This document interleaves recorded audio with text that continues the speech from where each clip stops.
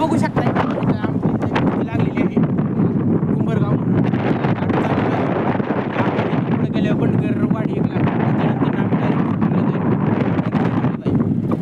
त्याच्यानंतर बघू शकताय तुम्ही. आता आम्ही बरगडवाडीत आलेलो आहे.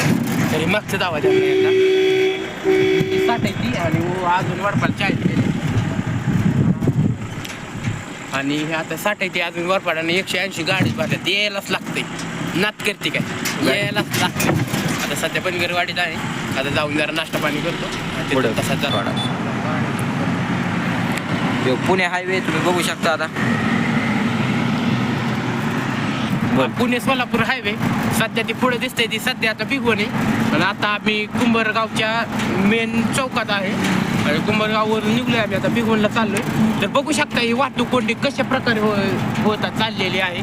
तर सध्या आमची ते खूप म्हणजे खूप गरज आहे रस्ता वाढवण्याची. पण दत्तमामा भरणे ह्याच्यावर लक्ष देत नाही. ते आम्हाला इंदापूर तालुका भिगवणला आम्ही स्वामींच्या राहणार आहे.